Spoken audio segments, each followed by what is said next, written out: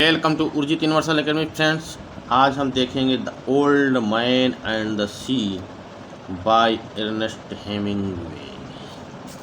Friends, so let's begin. Friends, एक कहानी है सेंटियागो नाम की बूढ़े मैन की।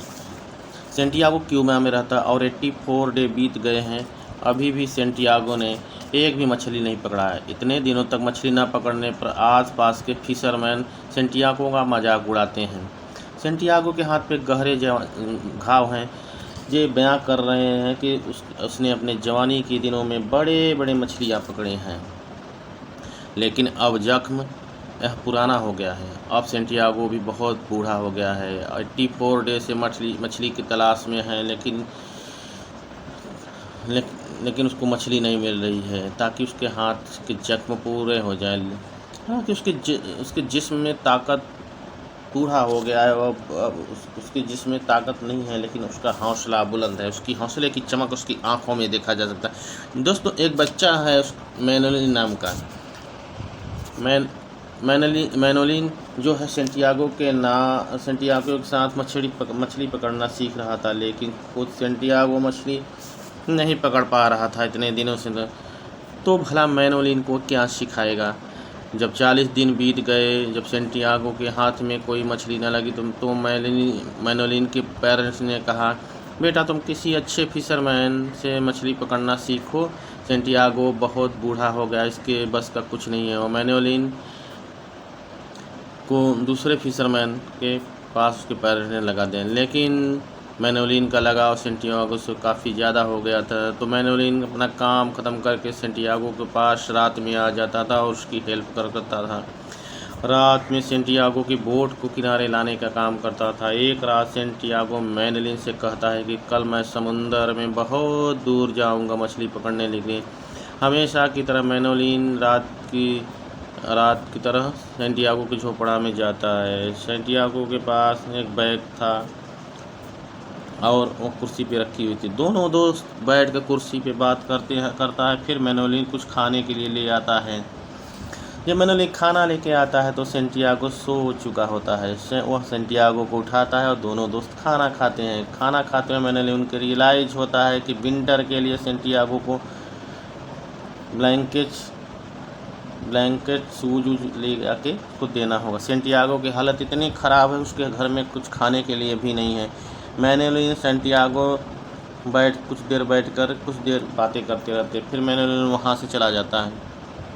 फिर अगली सुबह मैनोलिन सेंटियागो की मदद करता है उसको प्रिपेयर करने के लिए। काफ़ी सुबह का समय था, दोनों लोग काफ़ी का एंजॉय करते। फिर मैनोलिन अपने काम पे चला जाता है। उसे अपने फिशरमैन के लिए मछली पकड़ना है। सुबह ही सेंटियागो समुंदर से काफ़ी दूर चला जाता है, क्योंकि ज़मीन की खुशबू आना बंद होता थी। चारों ओर पानी ही पानी था, समुंदर की महक थी। सेंटियागो को गहरे समुद्र में मैन ऑफ वार बर्ड मिलती है। मैन ऑफ वार बर्ड कुछ इस तरह की होती है, वो मछली का शिकार करती हैं। इस बर्ड को पता होता है समुंदर में मछली कहाँ पे है, तो Santiago man of war bird को फॉलो करता है। जहाँ पर भी वो यह बर्ड मंडराता है, उसके पास कांटा फेंकता है मछली पकड़ने के लिए, लेकिन फिर भी कोई मछली हाथ नहीं लगती है। अब थोड़ी देर वहाँ से ही भटकता रहता है। फाइनली वह इसका कांटा फंस जाता है। कांटा फंसते ही उसको बहुत ज़ोर से हलचल होता है। सेंटियागो को उसके मैंने बता दिया, उसको इसका एक्सपीरियंस बता दिया था कि बहुत बड़ी मछली पकड़ी है। सेंटियागो को एक्सपीरियंस बता रहा था, वह मार्लिन मछली फंसी हुई है, देखो कितनी बड़ी मछली है। सेंटियागो ने कुछ देर तक तो कुछ नहीं किया, इंतज़ार करता रहा ताकि जो मार्लिन मछली है वो थक जाए, लेकिन कांटे में मछली लगी, कांटा उसके अंदर तक चला जाए, इंतज़ार करता रहा और ताकि वह बाहर न निकल सके। मछली अब बहुत बड़ी थी, सेंटियागो के कांधे अब बूढ़े हो गए थे। इतनी बड़ी मछली को पानी से निकालना कोई आसान काम नहीं था। बहरहाल सेंटियागो ने बहुत जोर लगाया, लेकिन मछली ताकतवर थी, वह ऊपर आने को तैयार नहीं हो पा रही थी।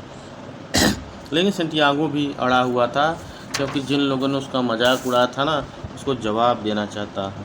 वह किसी भी हाल में उस मछली को घर ले जाना चाहता था। बहुत जोर लगाने के बावजूद शाम हो गया और रात होने पर भी मछली नहीं आई। और सेंटियागो ने दृढ़ निश्चय कर लिया है, मछली मैं तुमको लेके ही जाऊंगा, जब तक रहूंगा तुम्हारे साथ रहूंगा, या तो मर के ही जाऊंगा। लेकिन अगली सुबह होती है, सेंटियागो ये मछली मैं तुमसे बहुत प्यार करता हूँ, लेकिन आज का दिन ख़त्म होने से पहले मैं तुझे जान से मार दूंगा। और एक चिड़िया सेंटियागो के बोर्ड पे आकर बैठती है। सेंटियागो चिड़िया से बात करता है, तभी मार्लिन जोर लगाती है। जब मार्लिन जोर लगाती है नीचे, तो तार खींचती है और तार उसके हाथ जख्मी हो जाते हैं सेंटियागो के। सेंटियागो अपने जख्म खारे पानी में धोता है और टूना मछली को पकड़ता है और डिसाइड करता है कि पहले टूना मछली को खाऊंगा ताकि मेरे अंदर ताकत आ जाए। मछली खाते हुए वह देखता है कि मार्लिन पानी में डुबकी लगाती है। और समुंदर में आपने देखा होगा, मछली अक्सर ऊपर आती है और डुबकी लगाती है और फिर वापस चली जाती है। जब मार्लिन ऊपर आती है तो सेंटियागो उसके साइज को देखता ही रह जाता है। सेंटियागो सोचता है कि यदि यह मार्लिन चाहे तो मेरे बोट को तबाह कर सकती है, पर भगवान का धन्यवाद, यह इंटेलिजेंट उतनी नहीं है जितने मारने वाले इंटेलिजेंट होते हैं।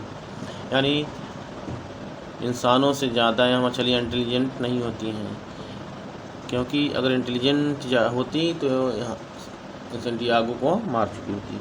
इसी जद्दोजहद में 2 रातें बीत जाती है, फिर भी मछली ऊपर नहीं आती है। सेंटियागो पूरी तरह से थक चुका था, वह कमज़ोर हो गया था, बेहोश जैसी हालत हो गई थी। मछलियों को खींचते खींचते उसके हाथ जख्मी हो गए। जब मछली जोर लगाती तो सेंटियागो के हाथ और भी जख्मी हो जाते हैं, लेकिन अभी तक सेंटियागो ने हिम्मत नहीं हारी। दोस्तों तीसरे दिन मार्लिन सेंटियागो के चारों तरफ जोर जोर चक्कर लगाती। सेंटियागो को एक्सपीरियंस बता रहा था कि अब मछली मरने वाली है, क्योंकि उसकी ताकत अब ख़त्म होने वाली है। सेंटियागो ने भी कस के स्टिक पकड़ ली थी, धीरे धीरे तार को खींच रहा था। फिर काफ़ी मेहनत के बाद फाइनली उस हार्पून को मछली के चेस्ट में घुसा देते हैं और वह मर जाती। फिर वो सोचता है कि इतनी बड़ी मछली को मुझे बहुत अच्छे पैसे मिलेंगे और बहुत सारे लोगों का पेट भरेगी। लेकिन वह यह भी जानता था कि इतनी बड़ी मछली को किनारे तक ले जाना कोई आसान काम नहीं है। उसके जो तार थे वहीं बोट में बांध दिया था और बोट में बांध कर किनारे की तरफ चलना शुरू होता है। लेकिन सेंटियागो की किस्मत यहाँ भी ख़राब निकलती है। जब वह मार्लिन को हार्पून जो मारा था ना, उसमें से काफ़ी ज़्यादा खून निकला था, और जब वहाँ आगे बढ़ा मार्लिन का खून बहता हुआ जा रहा था। और आप जानते हैं कि शार्क खून को देखकर आ जाती हैं। 1 घंटे के बाद एक शार्क उस खून को पीछा करते हुए सेंटियागो के बोट पे आ जाती है। इसके पहले सेंटियागो मार्लिन को खा जाती, सेंटियागो ने उसके हार्पून को गुप्पया दिया, वो मर जाता। लेकिन उसके बाद 2 शार्क और आ जाती हैं। सेंटियागो क्या करता है कि बोट के किनारे पे चाकू को लगा देता है, यानी जिससे नाव किया जाता है, चाकू को लगा दिया जाता है और एक हथियार तैयार कर लेता है।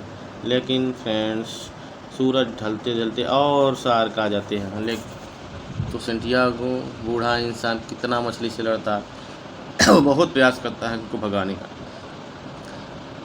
और क्या कि सारे शार्क ने उस मार्लिन मछली को थोड़ा थोड़ा करके सब खा ली, सिर्फ हड्डियाँ बची।